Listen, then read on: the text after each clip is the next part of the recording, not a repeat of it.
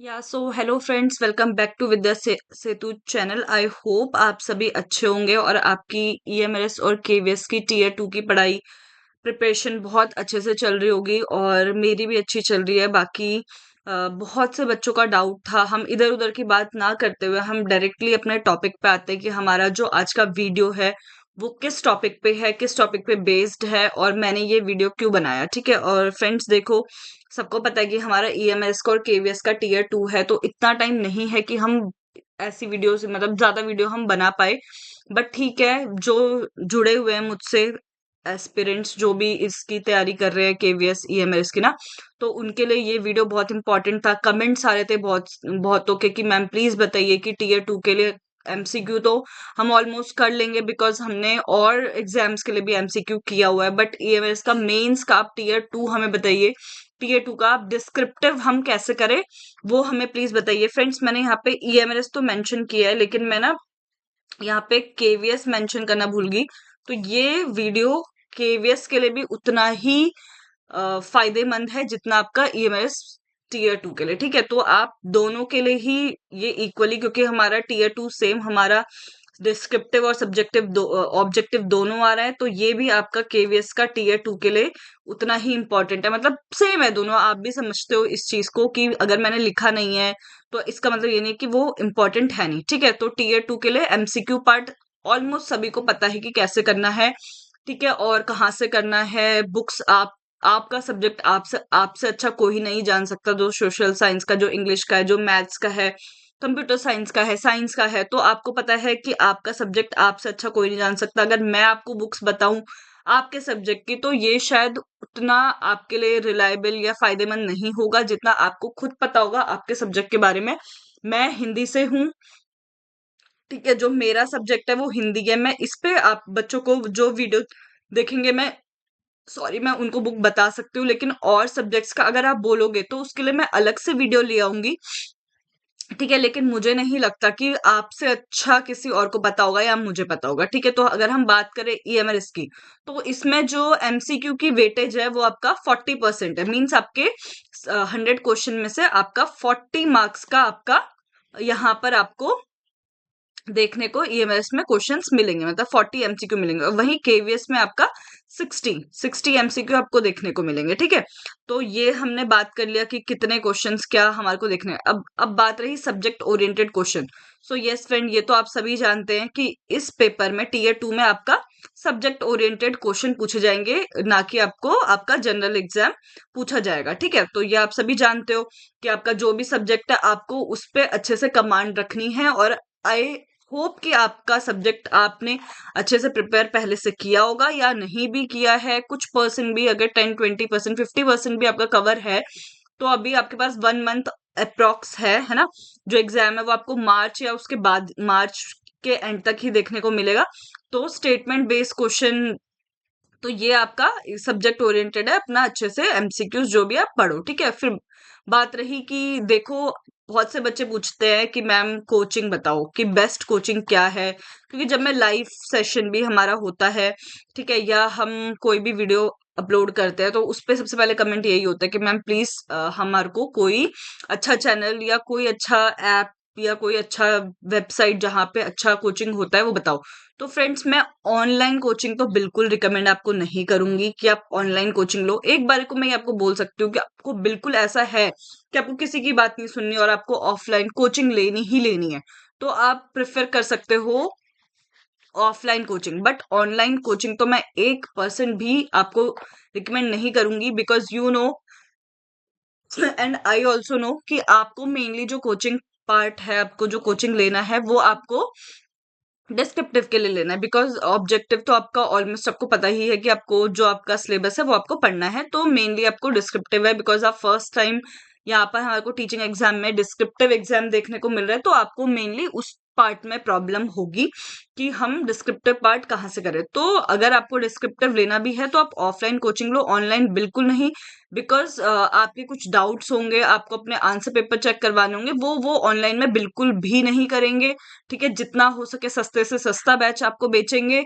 ठीक है, 1000 में 2000 में, और फिर वो बस अपना पढ़ा के चले जाएंगे। आपके एक आंसर पेपर चेक या आपका डाउट क्लियर कोई उनको उससे कुछ मतलब नहीं होगा, बिकॉज़ मैंने अभी तो मैं बिल्कुल रिकमेंड नहीं करूँगी किसी बैच के लिए, और ना मैंने ली है। मैं खुद से पढ़ रही हूँ, ठीक है? मैं खुद एनालाइज़ करती हूँ, खुद डिस्क्रिप्टिव मतलब मैं खुद लिखती हूँ, खुद देखती हूँ, खुद चेक करती हूँ कैसा करना है, क्योंकि ये चीज़ इस चीज़ का मुझे आइडिया है डिस्क्रिप्टिव पेपर के लिए हम कैसे तैयारी करें।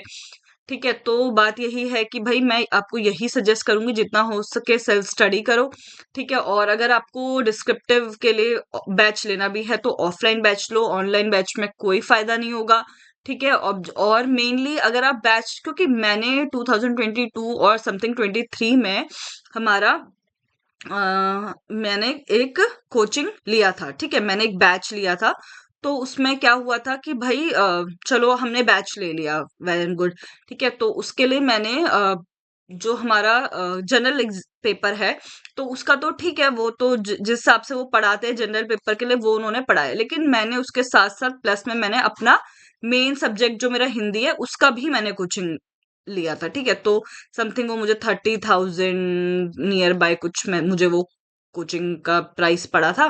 ठीक है, तो जो मैं मेरा सब्जेक्ट पेपर था सब्जेक्टिव वाला, आप ये लगाओ उन्होंने कोई उस टाइम पे कुछ एग्जाम नहीं था, फिर भी उन्होंने सिर्फ एक रजिस्टर फिल हुआ था, एक रजिस्टर भी मुश्किल से फिल हुआ था, जहां पे मेरा लिटरेचर भी था और जहां पे मेरा ग्रामर भी था, और जहां पर हमारे को क्या कहते हैं पूरा वर्ल्ड का या पाश्चात्य संस्कृति जो भी बोलते हैं उसका जो हमें हिंदी पढ़ना होता है, कि और कंट्रीज में वो कैसे डेवलप हुआ, या जो हमारे को थ्योरीज पढ़नी पड़ती है, उन सबको मिला के सिर्फ एक रजिस्टर फेल हुआ था।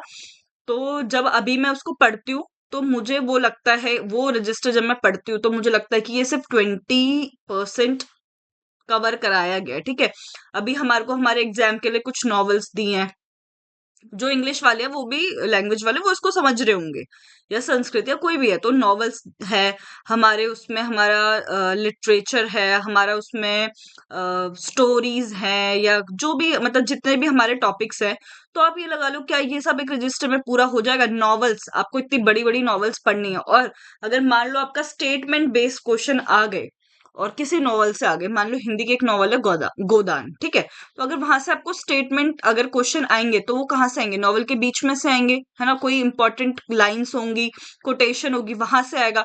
तो ये आपको कोचिंग में बिल्कुल भी नहीं कराया जाएगा। मैंने कोचिंग ली हुई है, अगर आपको मेरे कोचिंग वाले नोट्स देखने हैं I will share to you.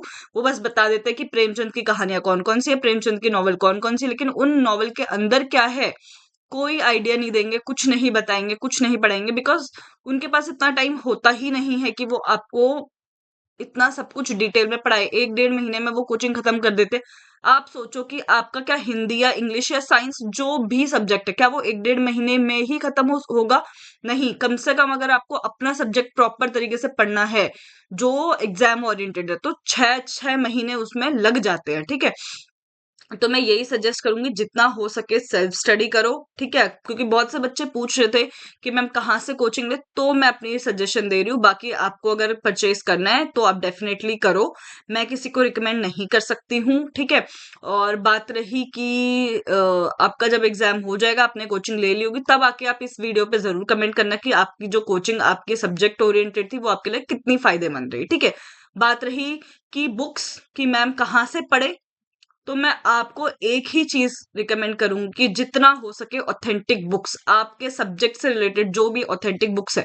जैसे मैं और सब्जेक्ट का तो नहीं बता सकती अभी, क्योंकि मैंने उतना सर्च किया नहीं। अगर आप बोलोगे कि मैम हमारे सब्जेक्ट के अकॉर्डिंग हमारे को बुक बताओ, तो कमेंट कर देना चैनल वो वीडियो के नीचे।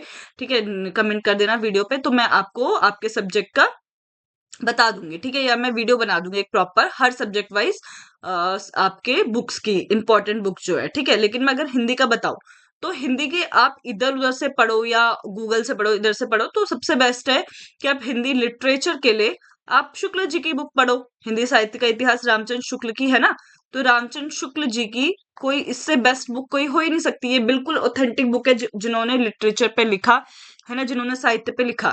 तो आप उनकी पढ़ सकते हो, किसकी, सॉरी, डॉक्टर नगेंद्र की बुक आप पढ़ सकते हो हिंदी के लिए, है ना, लिटरेचर के लिए डॉक्टर नगेंद्र की बुक पढ़ सकते हो, विश्वनाथ त्रिपाठी की बुक पढ़ सकते हो। ठीक है, तो ये मैं हिंदी की बुक आपको बता सकती हूँ। ठीक है, या आप दृष्टि की जो है, जो आपका नेट जेआरएफ के लिए भी काम आती है। अगर आपको ज्यादा ये है कि आपको ज्यादा पढ़ना है, आपको बिल्कुल सब कुछ आना चाहिए, तो आप दृष्टि की बुक पढ़ सकते हो, जिससे आपका ये भी प्रिपेयर हो जाएगा और आपका आगे अगर आप नेट जेआरएफ के लिए प्रिपरेशन करोगे तो वो भी आपका दोनों प्रिपेयर हो जाएगा। तो मैं हिंदी की बुक आपको बता सकती हूँ कि भाई ऑथेंटिक बुक्स, ठीक है, तो आप वो पढ़ो। नॉवेल्स अपनी सारी खुद से पढ़ो, इधर उधर मत भागो कोचिंग के लिए, नॉवेल्स पढ़ो जितना हो सके। नॉवेल्स कहना क्या चाह रहा है, उसकी पृष्ठभूमि पढ़ो, उसका जो बैकग्राउंड है वो आपको पता होना चाहिए। उस नॉवेल में मेनली कहा किस बारे में जा रहा है, ठीक है, उसकी साहित्यिक, उसकी सांस्कृतिक, उसकी जो भी सामाजिक चेतना उसमें क्या है वो आपको पढ़ना पड़ेगा, ठीक है। फिर आप ये याद रखो कि यहाँ पर आपका जो ऑब्जेक्टिव है, एमसीक्यू है, उसमें आपका नेगेटिव मार्किंग भी होगा, ठीक है, क्योंकि आपका ऑब्वियसली डिस्क्रिप्टिव में तो होगा नहीं, तो आपका यहाँ पे आपका जो एमसीक्यू वाला पार्ट है इसमें आपको नेगेटिव मार्किंग देखने को मिलेगा। यहाँ पर आपका जितना क्वेश्चन गलत होगा वो वहां पे आपका मार्क्स उसमें कट होगा, ठीक है। फिर आपका मॉक टेस्ट, मैं आपको फ्रेंड्स एक ही चीज सजेस्ट करूंगी, सेल्फ स्टडी करो, जितना से जितना ज्यादा हो सके सेल्फ स्टडी करो, और उसके बाद अपना मॉक टेस्ट दो। कुछ भी हो जाए मॉक टेस्ट जरूर देना। मॉक टेस्ट में कोई कंजूसी मत करना, ये मत सोचना कि अरे पढ़ लेते हैं पढ़ लेते हैं पढ़ लेते हैं, सिर्फ पढ़ लेते हैं, ठीक है, नहीं।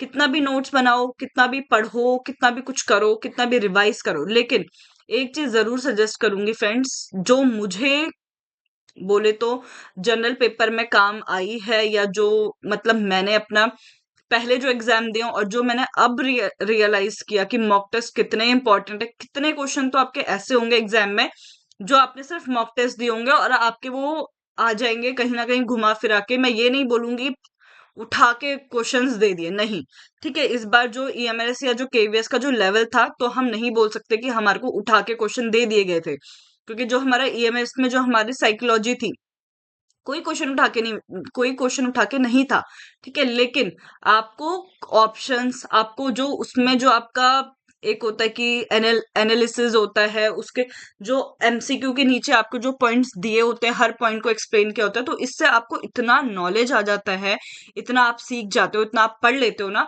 आप इतने नोट्स बना लेते हो, इतने पढ़ लेते हो कि आपको कहीं ना कहीं वो एग्जाम में बिल्कुल 100% काम आएगा।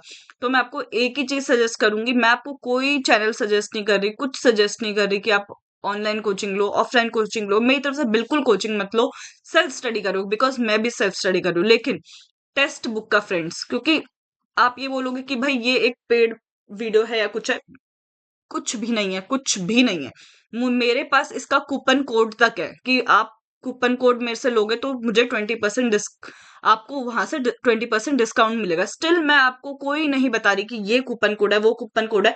आप कमेंट में बोलोगे कि मैम कूपन कोड शेयर कर दो, तो मैं कूपन कोड शेयर करूंगी, अदरवाइज ये कोई पेड प्रमोशन नहीं है, कुछ नहीं है। लेकिन फिर भी मैं फ्रेंड्स, आप सबको पता है या इस पूरे इंडिया को पता है कि आप कोई सा भी एग्जाम दे रहे हो, कुछ भी, तो उसके लिए जो सबसे फायदेमंद है वो आपका टेक्स्ट बुक है ना। टेक्स्ट बुक प्लेटफॉर्म है जहां से आपको इतने सारे टेस्ट मिलेंगे, इतने सारे टेस्ट मिलेंगे कि आप बस मॉक टेस्ट देते रहो, खुद को एनालाइज करो। एक बार आपके गलत मार्क्स से उसको दोबारा पढ़ो, उसको दोबारा उस मॉक टेस्ट को दो कुछ दिनों में।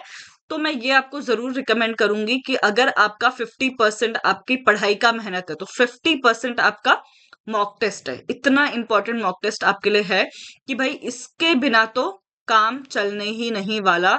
It is very important, very very important, ये आप सब भी जानते हो, मुझे बोलने की जरूरत नहीं है, आप सब बहुत समझदार हो, ठीक है। उसके बाद अब मैं कुछ मॉक टेस्ट का बता दूं कि मॉक टेस्ट भाई किस लिए फायदेमंद है, ठीक है।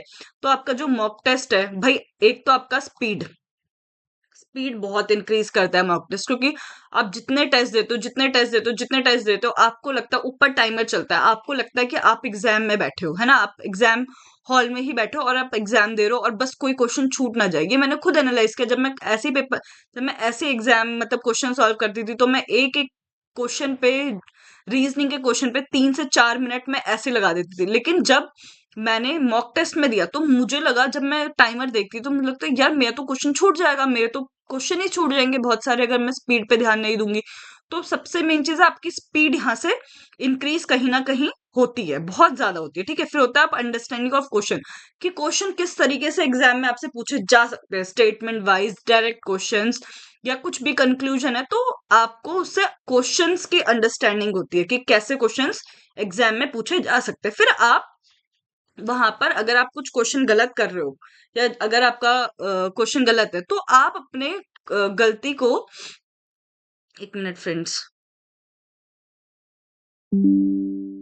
हम्म, तो वहां पर आप अपनी गलती को एनालाइज करते हो, ठीक है, आप अपनी गलती को वहां पे एनालाइज करते हो जब आप मॉक टेस्ट देते हो कि हाँ भाई यहाँ पे मेरी मिस्टेक हो रही है।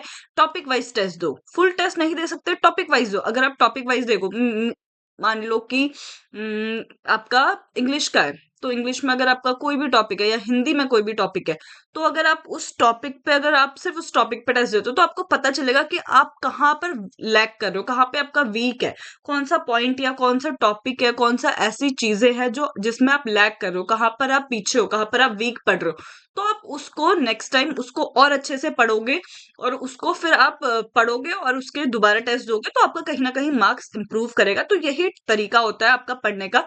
तो मॉक टेस्ट आपका एक तो स्पीड इंक्रीज कर देता है, आपका क्वेश्चन की अंडरस्टैंडिंग आपको हो जाती है एग्जाम में किस टाइप के होंगे, और दूसरा आपका, बिकॉज ऑब्वियसली हम बहुत मिस्टेक करते हैं, नेगेटिव मार्किंग पे चले जाते हैं एग्जाम में। तो ये आपका ना इन सब चीजों से आप बचोगे, और आपको ये जो मॉक टेस्ट है वो कहीं ना कहीं बहुत हद तक इसको बताएगा। और फ्रेंड्स, अभी मैं आपको अपना मॉक टेक्स्ट बुक का बिल्कुल कोई कोड वोड नहीं बता रही हूँ कि आप बोलोगे अरे आप तो टेक्स्ट बुक का ये बेचने की कोशिश करो, नहीं, मैं आपको सिर्फ सजेस्ट कर रही हूँ और सिर्फ बता रही हूँ कि मेरे पास टेक्स्ट बुक का कूपन है, ठीक है, मुझे कूपन मिला हुआ है टेक्स्ट बुक की तरफ से कि कुछ 20% या 10%, 15%, 20% कुछ ऑफ है।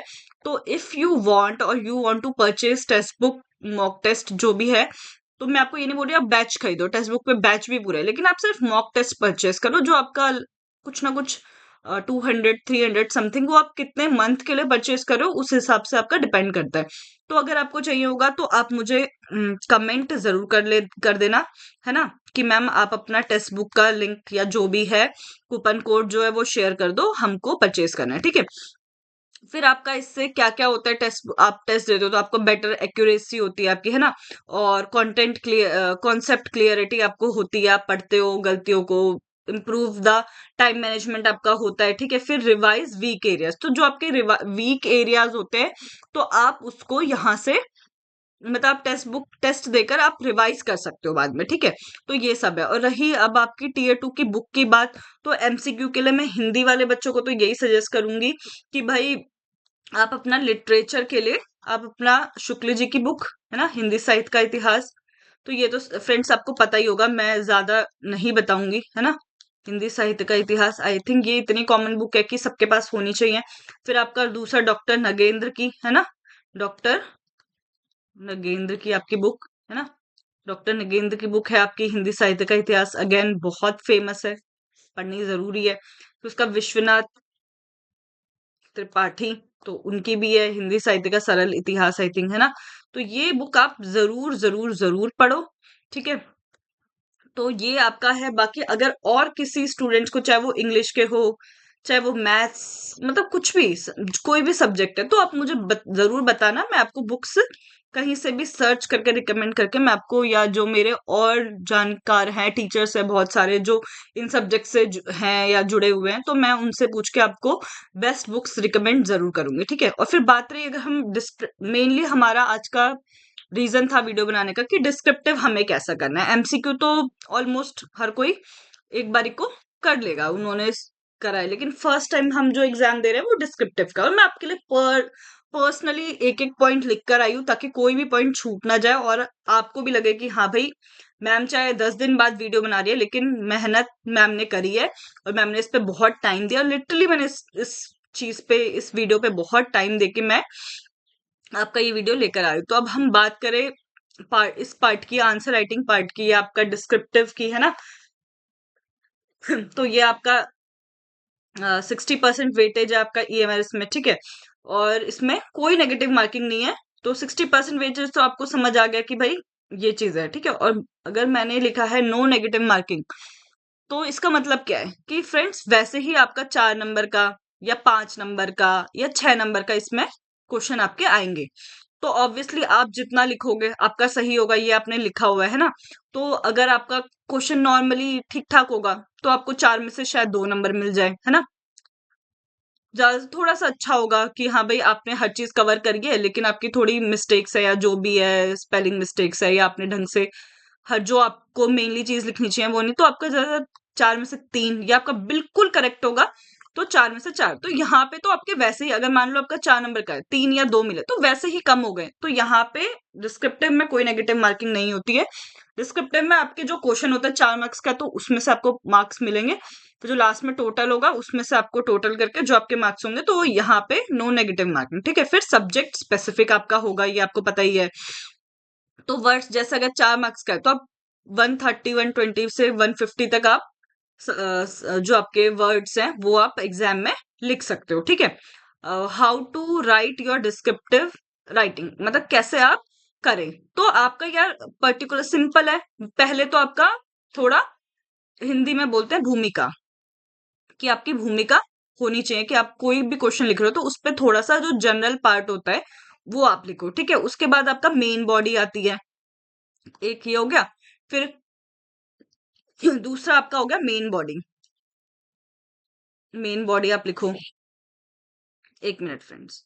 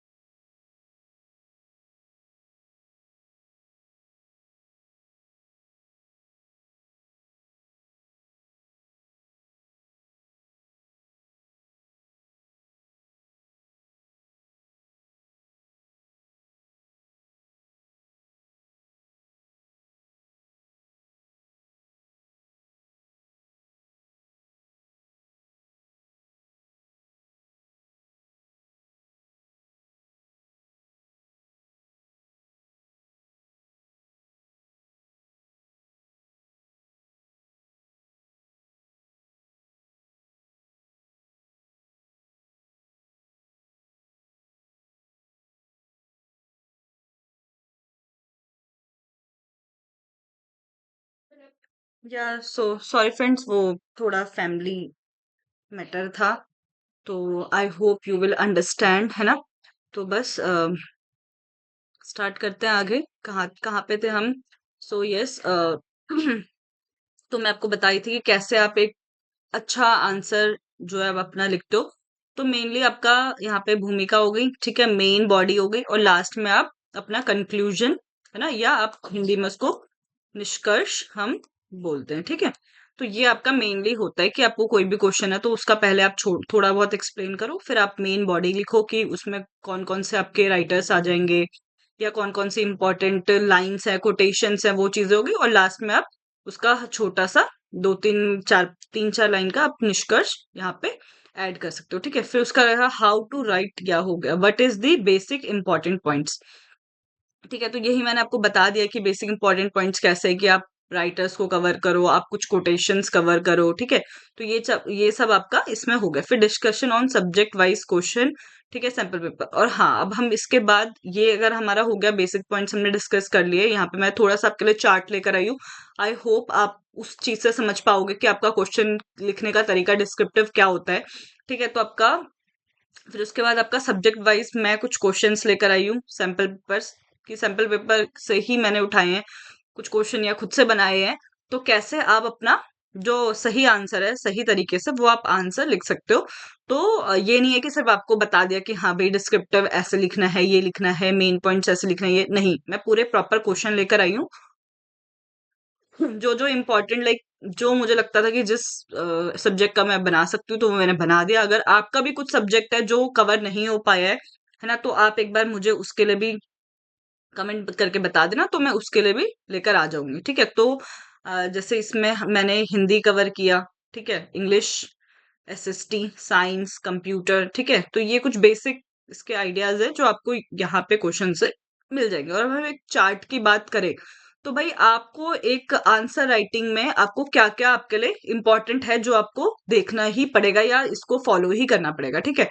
तो मेनली आपका लैंग्वेज, ठीक है, जैसे आप हिंदी के हो, इंग्लिश के हो, संस्कृत के हो, या साइंस साइंस जो भी है, तो आपको वोकैबलरी वोकैबलरी का सबसे ज्यादा ध्यान रखना पड़ेगा। कि जैसे आप हिंदी के हो तो कुछ की पॉइंट्स होते हैं जो आपको वैसे के वैसे ही लिखना पड़ेगा। कि अगर मान लो कि आप किसी शुक्ल जी की कोटेशन कवर कर रहे हो, ठीक है, कोई भी कोटेशन है, उनकी दो चार लाइनें हैं या दो चार वर्ड्स है जो आप बोल रहे हो, तो आपको लिखना पड़ेगा कि शुक्ल जी के अनुसार या शुक्ल जी के कथन अनुसार, कि बिल्कुल जो उन्होंने कहा है। तो फिर उनकी लाइंस तो आप वो डबल इन्वर्टेड कॉमा में आप उनके कोटेशंस जो भी है या कथन है वो आप लिख सकते हो। तो कुछ जो आपके की पॉइंट्स होते हैं हिंदी में, और कुछ अच्छे वर्ड्स बोलते हैं ना कि भाई बहुत अच्छे वर्ड ये इंसान यूज कर रहा है बात करते टाइम, वाह यार क्या वर्ड्स यूज करता है, तो वो आपको कि आप हिंदी के हो लेकिन आपको हिंदी के ही वर्ड्स नहीं आते हैं ढंग से लिखना, बेसिक बिल्कुल बेसिक हिंदी लिख रहे हो, नहीं। आपको ये भी नहीं बोला जा रहा कि आप बहुत डिफिकल्ट लिख लो, बहुत कठिन होना चाहिए, बहुत डिफिकल्ट होना चाहिए, अरे आपको उसमें मास्टरी करनी है, क्योंकि पढ़ाना आपको आपको दिमाग में ये जरूर रखना है आंसर लिखते टाइम कि आप एक स्कूल के बच्चे को पढ़ा रहे हो, तो उस हिसाब से शब्द होने चाहिए, बिल्कुल ऐसे भारी भरकम शब्द बिल्कुल यूज मत करना कि हाँ भाई आप कर रहे हो कि भाई बिल्कुल कठिन से कठिन शब्द यूज कर ले तो एग्जामिनर बहुत खुश हो जाएगा, नहीं। आपको बच्चे को पढ़ाना है तो आप उस हिसाब से अपने वर्ड्स यूज करो, ठीक है। वोकेबलरी आपकी बहुत स्ट्रांग होनी चाहिए, कहाँ पर है, मात्राएं, जो भी चीजें है ना, कि छोटी की मात्रा, बहुत से बच्चे होते हैं हिंदी के बच्चे हैं, मैं आपको नाम नहीं बताऊंगी, लेकिन जब हम बीएड में थे तो मेरी एक फ्रेंड थी, मतलब बहुत अच्छी फ्रेंड है, मेरी मेरी बेस्ट फ्रेंड ही मान लो। तो मैं आपको नाम नहीं बताऊंगी उसका। तो जब हमारा पेपर हुआ था, हमारे ऐसी वाइवा टाइप का या कुछ हुआ था बीएड में, तो सब मैम ने, तो वो तो कॉलेज के अंदर ही चेक हुआ था, तो मैम ने चेक किया था, तो लाइक उसका मैम क्वेश्चन पेपर दिखा रही थी, तो उसने हर चीज पास्ट में था, उसने किया था, उसने ये था वो था।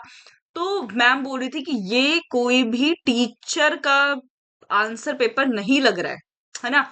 तो आप समझो कि मैं क्या बोलना चाहती हूँ, जहां पे जो चीज है, मात्राएं हो गया, कुछ भी हो गया, ठीक है, तो वो आप बिल्कुल वोकेबलरी आपकी स्ट्रांग होनी चाहिए एटलीस्ट आपके सब्जेक्ट में, और इतना तो मैं आपसे एक्सपेक्ट करती हूँ कि इतना आपका होगा भी।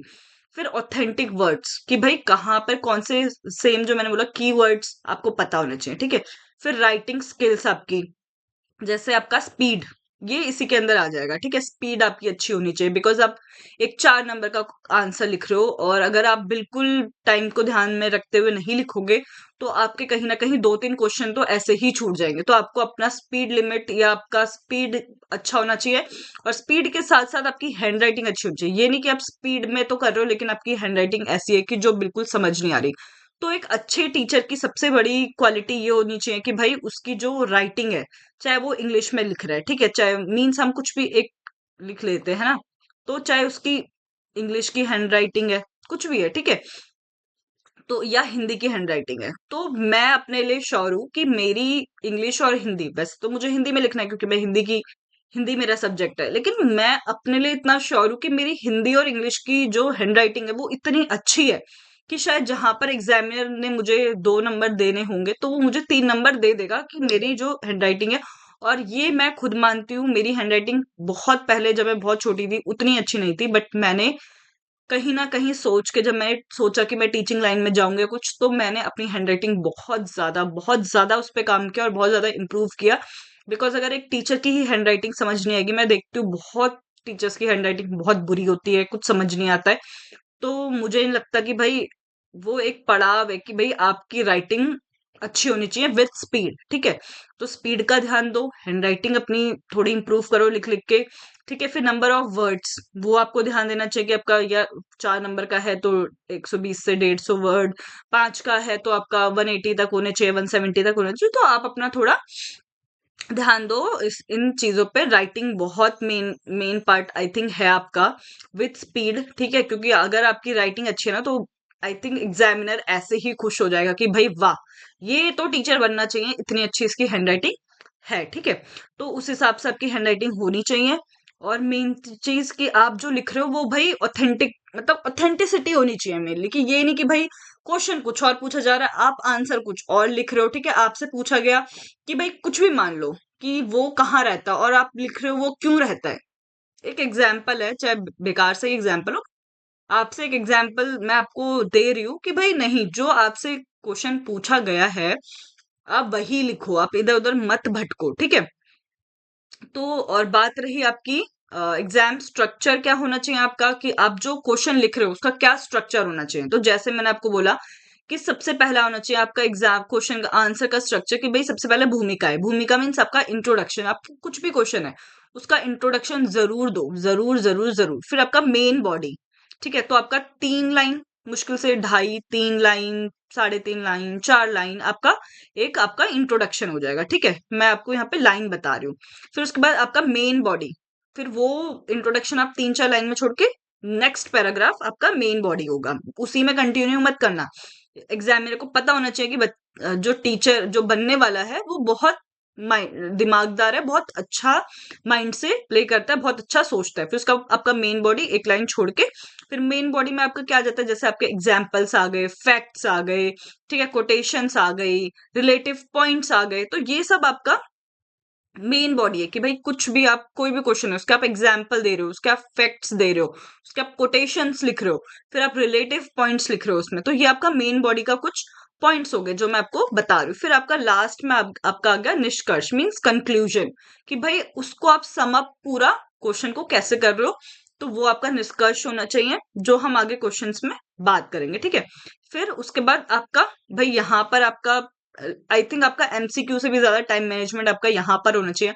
एमसीक्यू में आपके जो क्वेश्चन है वो 40 है, ठीक है, फटाफट भाई मैं तो कह रही हूँ 40, आपका 3 घंटे का आई थिंक एग्जाम है, 3 आवर का है ना, भाई 40 क्वेश्चन है, 40 मिनट में भाई निपटा दो, निपटा दो बस, क्योंकि उसके बाद जो आपका 60 मार्क्स का ये है ना, तो कम से कम आपके एक क्वेश्चन में जाए ना जाए 10 मिनट, अगर आपको बिल्कुल आता होगा तो आप फटाफट कर दोगे, लेकिन कहीं ना कहीं थोड़ा बहुत सोचना पड़ता है, एक एक क्वेश्चन में 10 मिनट आराम से चले जाते हैं, ठीक है। तो अपना टाइम डिवाइड कर लेना क्वेश्चंस के अकॉर्डिंग, एमसीक्यू का अपना बिल्कुल अलग लेकर चलना, कि भाई एमसीक्यू 40 आएंगे, 40 मिनट में कुछ भी हो जाए मुझे कंप्लीट करना है तो करना है, एमसीक्यू में ही मत फंसे रह जाना। और मैं यही बोलूंगी कि सबसे पहले भाई एमसीक्यू कर लेना, क्योंकि एक बार एमसीक्यू खत्म फिर आपका सिर्फ रिटर्न पार्ट रहेगा, और रिटर्न पार्ट ऐसा होता है ना, कभी कभी आप फंस जाते हो, तो वो इतना वो हो जाता है कि आप एमसीक्यू तक शायद उसके बाद जा ही ना पाओ और आपका वहीं पर टाइम खत्म हो जाए। तो मैं यही बोलूंगी, पहले अपना 40 35-40 मिनट्स निकाल के अपना स्टार्टिंग में एमसीक्यू कंप्लीट करो। आता होगा करो, नहीं आता नहीं आता, ठीक है। डिस्क्रिप्टिव में आप फिर भी सोच के लिख सकते हो, लेकिन एमसीक्यू में तो ऐसा कुछ है नहीं। 4 पॉइंट आपको दिए हैं, आपको उसमें से एक टिक करना है, एक सिलेक्ट करना है, ठीक है। तो भाई अपना फटाफट 40 मिनट में अपना एमसीक्यू करो ऑब्जेक्टिव। फिर बाकी जो आपका कुछ 2 आवर्स और 20 मिनट्स बचे, उसमें आप अपना डिस्क्रिप्टिव, जो अभी से आपको पता है कि आपके पास इतना टाइम बचेगा, अपना क्वेश्चंस 4-4, 5-5 मार्क्स में अपना वैसे ही आप टाइम अपना डिवाइड कर लो, ठीक है। तो घर से डिवाइड करके जाओगे, सोच के जाओगे, सब कुछ मैनेजमेंट करके जाओगे, तो आपका वहां पे जाके आपको कोई प्रॉब्लम नहीं होगा। फिर भी एक दो क्वेश्चन छूट जाएगा, लेकिन कोशिश करना कि बिल्कुल सही से सब कुछ हो जाए। यहीं से प्रैक्टिस करके जाओगे सब कुछ, तो कुछ गलत नहीं होगा, सब अच्छा अच्छा होगा, ठीक है। तो time management is very important. दूसरा, use terminologies as such as you can, और जितना हो सके भाई टर्मिनोलॉजीज यूज करो, ठीक है। मतलब कि मेन आपका, आपको क्या लिखना है, क्या टर्मिनोलॉजीज है, उनको जितना हो सके भाई यूज करो। यूज एनसीईआरटी, भाई एनसीईआरटी अपना बेस स्ट्रॉन्ग करने के लिए, आपको कोई भी आपका सब्जेक्ट है एनसीईआरटी पढ़ो ही पढ़ो। हिंदी वाले बच्चे एनसीईआरटी में क्या क्या आपकी कहानी है, ठीक है, क्या आपके कुछ भी रेखा चित्र आपका बहुत होता है, आपके व्यंग्यात्मक वो सब भी होते हैं। तो जितना भी एनसीईआरटी है अपना, टीजीटी पीजीटी वाले जो है अपना, क्लास वाइज जो भी आपको लगता है अपना एनसीईआरटी देख लो, ठीक है। और read from authentic books, again मैं वही बोलूंगी कि भाई डिस्क्रिप्टिव है, ऑथेंटिक बुक से पढ़ो अकॉर्डिंग टू योर सब्जेक्ट, ठीक है। जैसे आपका बीए एमए में जो आपने बुक्स आपकी थी, तो वहां से आप जरूर अपने ऑथेंटिक बुक से जरूर पढ़ना। और आई होप आपके पास आपकी बीए एमए वाली बुक्स होंगी, क्योंकि मेरे पास तो सारी बुक है, और मुझे पता था कि आगे मेरा यही काम आने वाला है, तो मैंने सारी की सारी बुक्स, फोटो स्टेट हो चाहे बुक्स हो, वो मैंने अपनी रखी हुई है, तो मैं उन्हीं से पढ़ती हूँ। तो जितना हो सके अपना बेस स्ट्रॉन्ग करने के लिए अपना मेनली अपना सैंपल पेपर्स ये सब आप एनसीईआरटी से पढ़ो, और अपना क्या कहते हैं ऑथेंटिक बुक्स जो आपकी बीए एमए की है, उनसे आप जरूर पढ़ो, ठीक है। तो ये आपके कुछ इंपॉर्टेंट पॉइंट्स है। और बात रही अगर हम क्वेश्चन स्टार्ट करें, तो फ्रेंड्स मैं हर क्वेश्चन तो नहीं पढ़ के बताऊंगी, लेकिन मैं हर सब्जेक्ट का एक एक जैसे आपके पॉइंट्स है वो अब मैं आपको बता दूंगी, ठीक है। तो अब है क्वेश्चन, ये इंग्लिश का हम पहले स्टार्ट कर रहे हैं, ठीक है। डिस्क्रिप्टिव, तो discuss the theme of courage in the lesson, ठीक है। Nelson Mandela long walk to freedom, तो ये एक आपका लेसन है, नेल्सन मंडेला मंडेला जो भी है, ठीक है। नेल्सन मंडेला आपने पढ़ा भी होगा इनके बारे में। तो लॉन्ग वॉक टू फ्रीडम, कि उन्होंने फ्रीडम के लिए क्या उनका संघर्ष जो भी रहा, तो उसके बारे में आपको, उनका करेज जो भी है वो आपको एक्सप्लेन करना है। तो जैसे मैं आपको हर चीज तो नहीं एक्सप्लेन कर सकती, आप यहाँ से स्क्रीनशॉट ले लेना, देख लेना मैंने किस तरीके से लिखा है। तो ये इंट्रोडक्शन हो गया। तो the lesson Nelson Mandela long walk to freedom highlights the true meaning of courage through the life of Nelson Mandela, a great leader of South Africa। तो ये एक हो गया कि भाई किस बारे में है लॉन्ग वॉक टू फ्रीडम, ठीक है। तो ये आपका उनके करेज के बारे में है, कि उन्होंने फ्रीडम के लिए कैसे ट्रूली उन्होंने आपका करेज दिखाया था, और आप उन्होंने वो एक ग्रेट लीडर रहे कहाँ के, साउथ अफ्रीका के, ठीक है। उसके बाद मेन बॉडी जो जो है, ठीक है, ये फेसिंग इम्प्रूवमेंट डिस्क्रिमिनेशन, ठीक है, इन्होंने इस पे किया। फिर उन्होंने हार्डशिप, ठीक है, रिमाइंड अगेंस्ट अपार्थेड, ठीक है।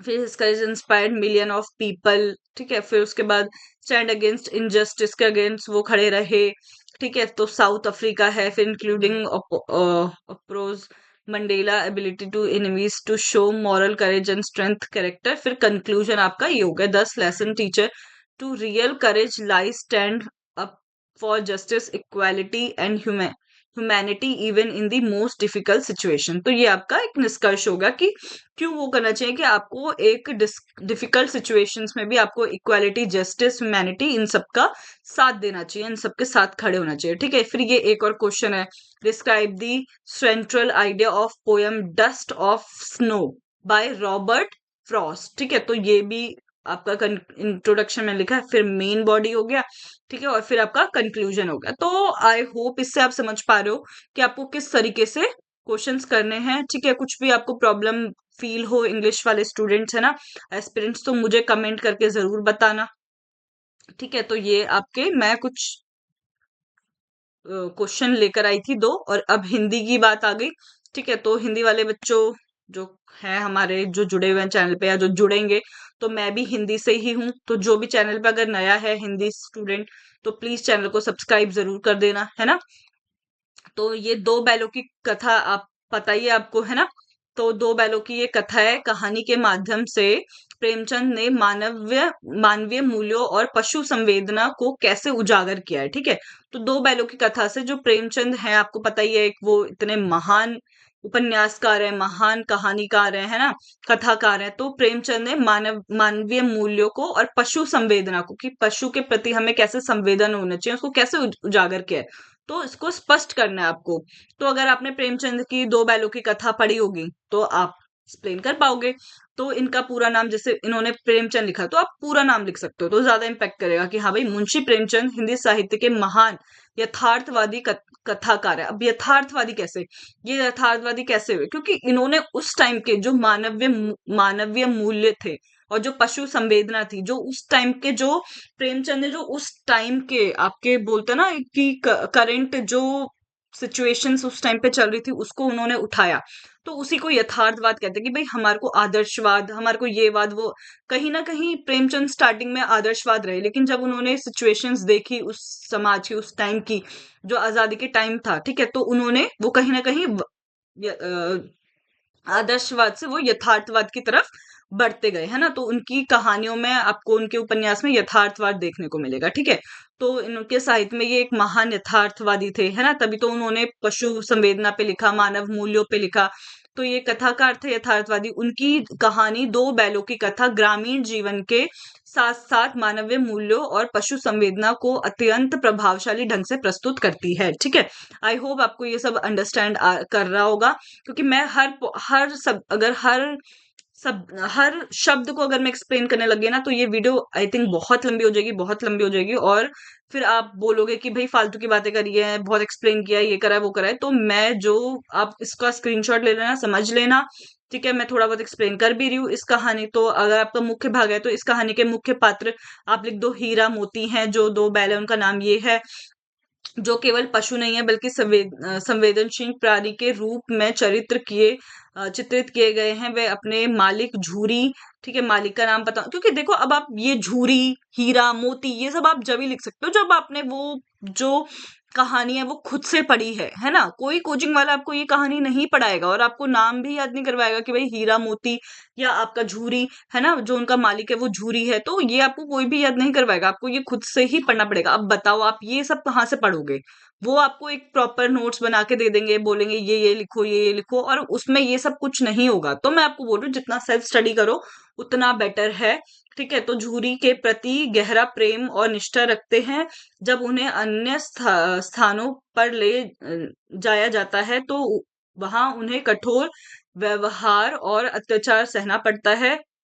इसके बावजूद वे आत्मसम्मान से समझौता नहीं करते और संघर्ष करते रहते हैं। दोनों बैलों की आपसी मित्रता, सहयोग और त्याग मानवीय संबंधों का प्रतीक बन जाती है। मतलब वही, कि इन दोनों ने जब ये वहां से अपने मालिक के पास से जब चले गए, आई थिंक इनको बेच दिया था, जो भी हुआ था, तो इन्होंने और जगह पे जाके जो भी कुछ कठोरता, इनको मारा गया, इनके साथ अत्याचार हुआ, तो इन्होंने वो एक उसको समझा, उसको सहा, लेकिन उन्होंने अपना आत्मसम्मान नहीं छोड़ा, उसके साथ उन्होंने कोई समझौता नहीं किया। और आत्मसम्मान सबसे ज्यादा किसमें होता है, मनुष्य में पाया जाता है ना।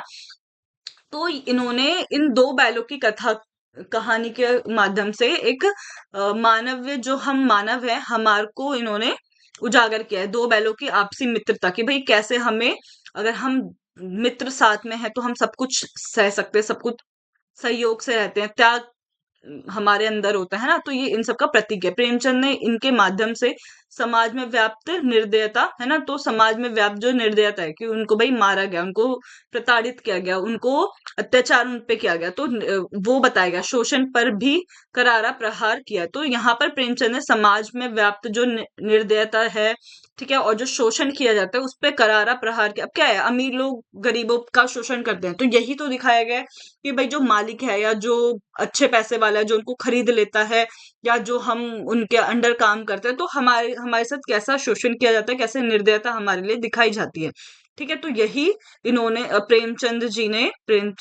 मुंशी प्रेमचंद ने कहानी दो बैलों की कथा के माध्यम से ये दर्शाया गया है। ठीक है, फिर निष्कर्ष इसका होगा कि इस प्रकार यह कहानी हमें करुणा, प्रेम, आत्मसम्मान और मानवीयता का संदेश देती है तथा यह सिखाती है कि पशुओं के प्रति भी संवेदनशील और मानवीय दृष्टिकोण अपनाना चाहिए। कि मतलब जैसे मनुष्य है वैसे ही एक जानवर भी है, एक पशु भी है।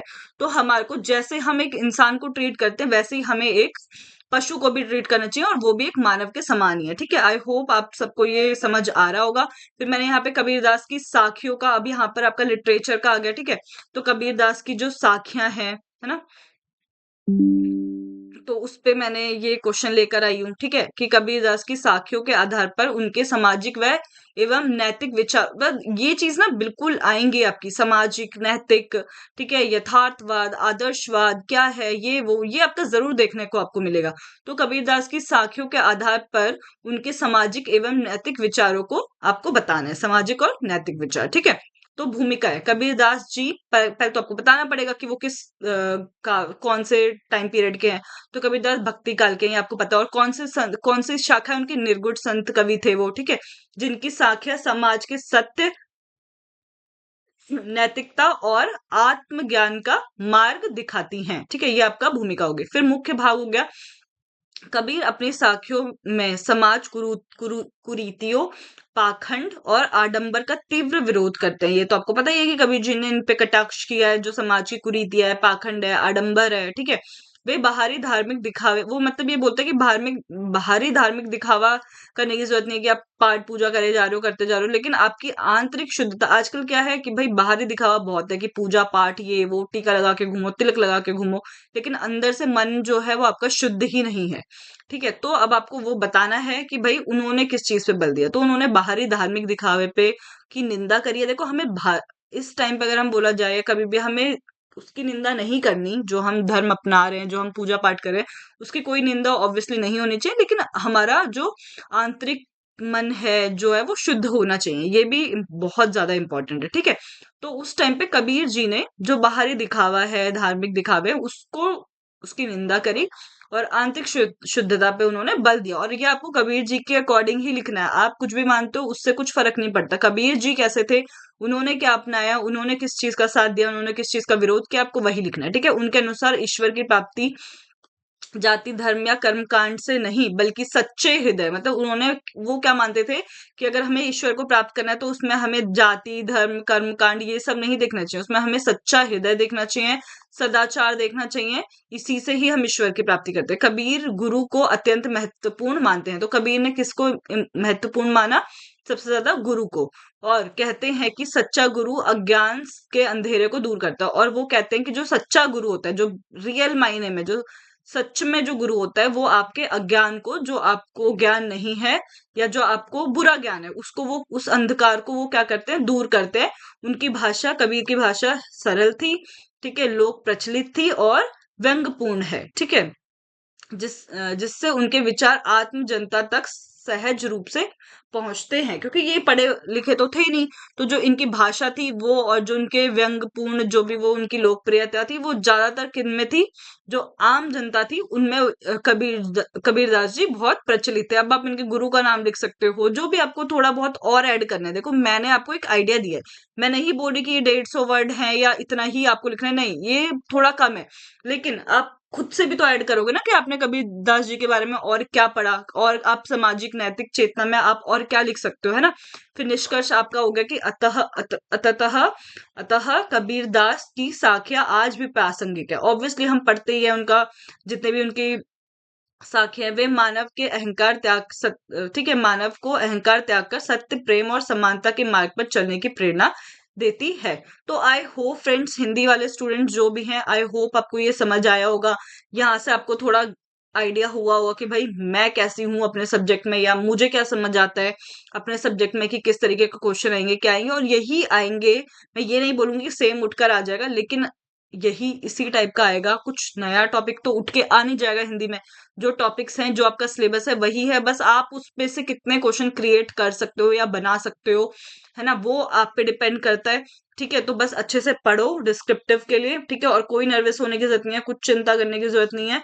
ठीक है, मैं यही बोलूंगी अपना डिस्क्रिप्टिव का जो भी है, बहुत बच्चे ऐसे कि बताओ मैम कैसे, क्या बुक ये वो, मैं यही बोलूंगी बिल्कुल चिंता मत करो, ये क्वेश्चन देखो, इसको बेस बनाओ, ठीक है, और अपने और क्वेश्चंस भी ऐसे ही प्रिपेयर करते जाओ। फिर सोशल साइंस का है, explain the importance of the Indian constitution in shaping a democratic society, ठीक है, तो इंडियन कॉन्स्टिट्यूशन को आपको एक्सप्लेन करना है, इंपॉर्टेंस बतानी है उसकी कि उसने कैसे डेमोक्रेटिक सोसाइटी को शेप उन्होंने दिया, या वो, तो उन्होंने कैसे शेपिंग करी डेमोक्रेटिक सोसाइटी की, ठीक है, तो ये है कि the Indian constitution in the supreme law of India of form foundation of country democratic system in came into force in 26 जनवरी 1915 से हुआ था, ठीक है। फिर मेन बॉडी आपका हो गया constitution lays down structure of government and defines the power of functions it of its organs, legislature,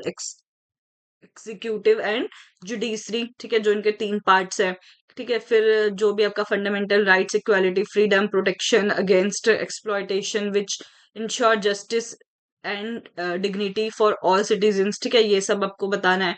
फिर टाइम, फंडामेंटल ड्यूटीज, ठीक है, इनक्रेज सिटीजन्स टू एक्ट रिस्पॉन्सिबली। फिर the constitution almost promotes unity in diversity, ठीक है, by providing equal status to all religion, language and cultures.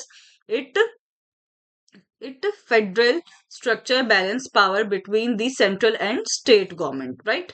तो फिर conclusion आपका हो गया 10, the Indian constitutions play a vital role in maintaining democracy, protecting citizens rights and ensuring social, political, ठीक है, and economic justice in the country. तो I hope friends ऐसे ही आपका सोशल का आपका क्वेश्चन आएंगे। सेकंड क्वेश्चन है आपका describe the role of natural resources in the economic development of a country, तो ठीक है, तो फिर ये आपका है इसका आपका मेन बॉडी कंक्लूजन। तो आप इसका स्क्रीनशॉट ले सकते हो, उसको पढ़ सकते हो। मैं हर क्वेश्चन एक्सप्लेन करूंगी, आई थिंक 1 घंटे का ऑलमोस्ट वीडियो वैसे भी हो गया है, तो मुझे नहीं लगता कि मुझे इतना लंबा वीडियो, तो मैं आपको जैसे एक एक क्वेश्चन हर उसका एक्सप्लेन कर रही हूँ, आप इसका स्क्रीनशॉट ले लो, ठीक है, आप पढ़ लेना, और ऐसे ही आपके और क्वेश्चन भी होंगे। बात रही साइंस की, तो साइंस का भी मैं लेकर आई हूँ कि भाई explain the process of photosynthesis and describe the importance for living organisms, ठीक है, तो ये आपका फर्स्ट क्वेश्चन है। फिर इंट्रोडक्शन आपका, ठीक है, फोटोसिंथेसिस इज अ विटल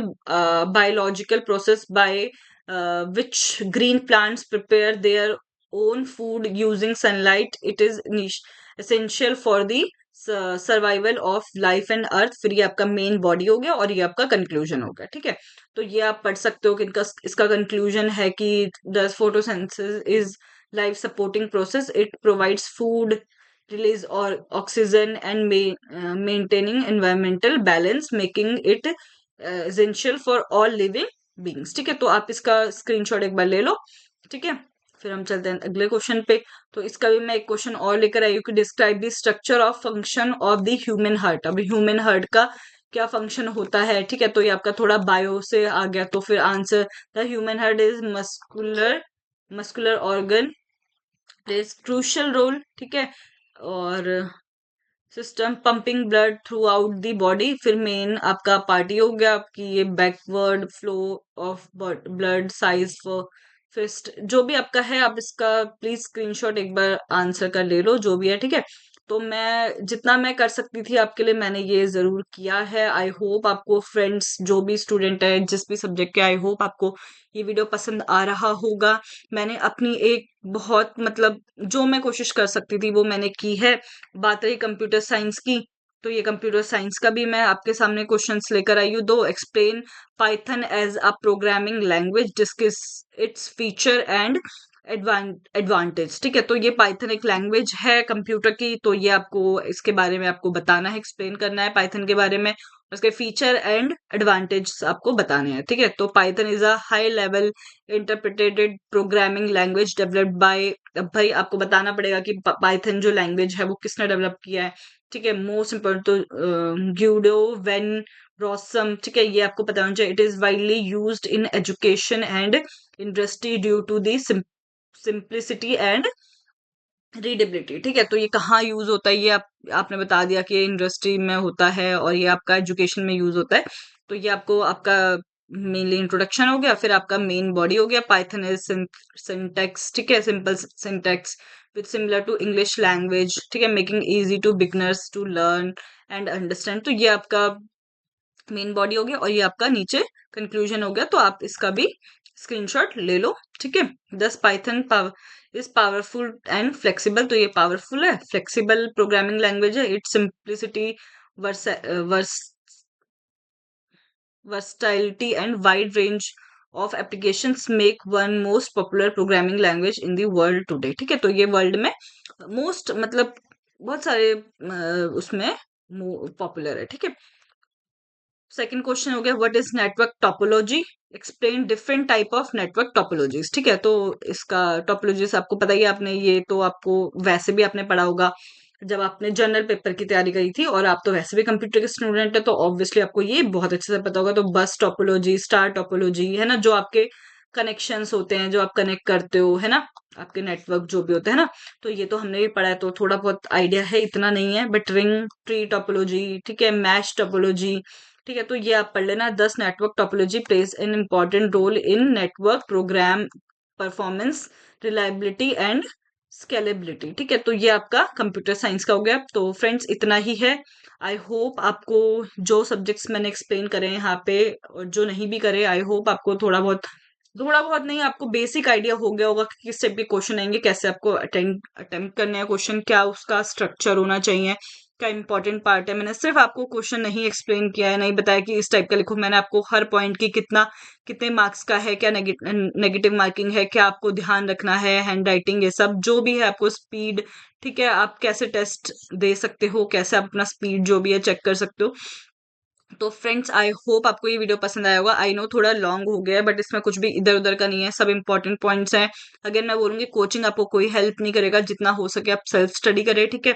और फ्रेंड्स बस यही वीडियो मैं आपको बताना चाहती थी, क्योंकि बहुत से बच्चों के ऑब्वियसली आप जाके चेक करना, बहुत से कमेंट्स है कि मैम प्लीज बताओ टीयर 2 की तैयारी कैसे करे, मैम डिस्क्रिप्टिव का बताओ, मैम बुक्स बताओ। आप बोलोगे मैं और सब्जेक्ट की भी बुक्स बता दूंगी, आप बोलोगे मैं और सब्जेक्ट के भी क्वेश्चन लेकर आ जाऊंगी। बस मुझे एक बार कमेंट कर देना, क्योंकि अगर आप कमेंट करोगे तभी समझ आता है कि क्या आपको नीड है, क्या रिक्वायरमेंट है, ठीक है। तो ये आपके बेसिक सब्जेक्ट्स हैं, और भी कोई सब्जेक्ट है तो प्लीज आप कमेंट करके बताना कि मैम इस सब्जेक्ट का भी लेकर आओ प्लीज क्वेश्चंस, तो मैं डेफिनेटली लेकर आऊंगी, ठीक है। जिसको कुछ भी डाउट हो तो वह कमेंट में जरूर बता देना, ठीक है फ्रेंड्स। और प्लीज एक रिक्वेस्ट है कि बस हम तो मेहनत कर रहे हैं, आप प्लीज सपोर्ट जरूर करो। अगर आपको सच में वीडियो पसंद आया हो तो लाइक जरूर करना, ठीक है। और ऐसे ही इंफॉर्मेटिव वीडियोस के लिए चैनल को सब्सक्राइब जरूर कर दो, ठीक है। दो ही है, प्लीज ये जरूर करना, सपोर्ट जरूर करना, ग्रोइंग चैनल है, ठीक है। तो आई होप कि ये वीडियो आपके लिए हेल्पफुल रहा होगा, ठीक है। और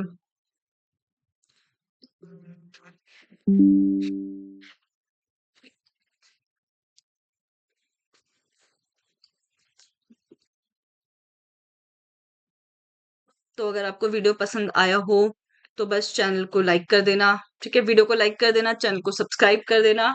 और ऐसे ही इंफॉर्मेटिव वीडियोस के साथ हम आपसे मिलते रहेंगे। थैंक यू सो मच, मिलते हैं अगले वीडियो में, धन्यवाद।